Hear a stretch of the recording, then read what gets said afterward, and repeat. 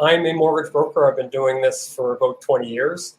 I represent various financial products for people, whether they're financing a home or a business mortgage solution.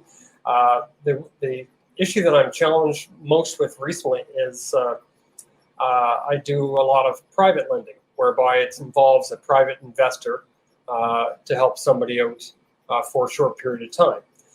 Now, private mortgages are more expensive than the traditional bank channel products. And for example, I had somebody call me just this past week.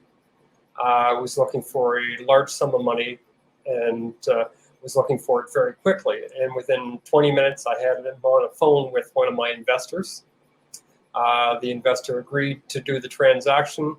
And then after the phone call, I called and talked one-on-one with the prospect about the actual pricing.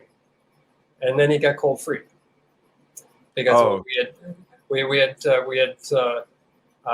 presented a solution to his problem, which was funding very quickly to meet the needs to close on this. So Pat, real quick, do want to cut you off, but did you tell the potential client before you went to the investor what the approximate interest rate would be? I gave him a ballpark so he would know, but apparently he was expecting, his expectations were different than what the reality actually was. Not right there. Somebody right there is where it went wrong. Yeah. Okay, because if you said to him, and I'm not sure what you said, but if you said, before I contact my investor on this, I want to make sure 100% that you're okay with the range of 5 to 7% of interest rate if I can get you that loan as fast as tomorrow today. But I'm not going to contact my investor until you tell me right now that if it's somewhere in that range, you're a green light.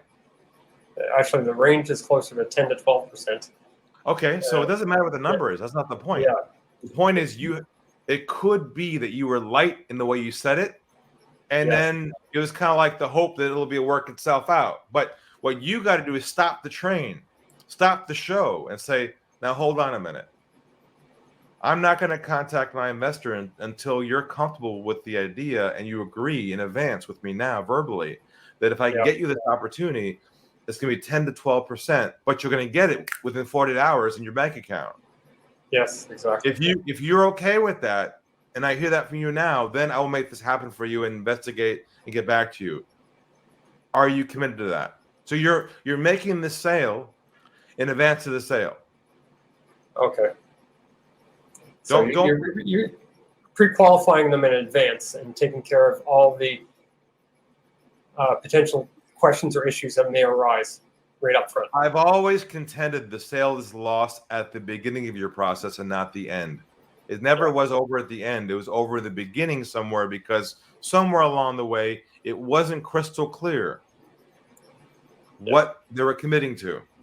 The lack of clarity is what makes it dicey. Yeah, because this is not like something that you can try something before you buy it. There's no test drive for this luxury car. It is what it is, the prices. Correct. That's why you have to give them the range and make sure they verbally commit to you before you get the funding set up. Yeah. No surprises. Getting them approved is fairly straightforward. It's getting them to accept the terms. Right. So that means that you got to go back and really amplify the issue and the urgency and the importance of this. If they can't get funded by the bank, but you can fund them privately at a higher rate, you can do that for them, but you're not going to spend your resources and time and get egg in your face with an investor if it's going to be a no. So you want to know in advance, are you okay with the 10 to 12% range before I do this? Because I'm not going to bring you opportunity unless you're going to agree to it. So you're getting verbal agreement before the next step. Yeah, that makes sense. That will solve this problem immediately. Okay, thank you. I appreciate that. Don't be afraid to be courageous and take a bold stand with people like this. Let them know the facts of where they stand. And if they can't fit into it, you let them go. Yep, that's best that way. Absolutely. That way there's no more drop off and no more hopium at the end, you know? No, you're right. You're right. I appreciate that. Thanks, Ari. I appreciate it. All right, Pat, take care. I'm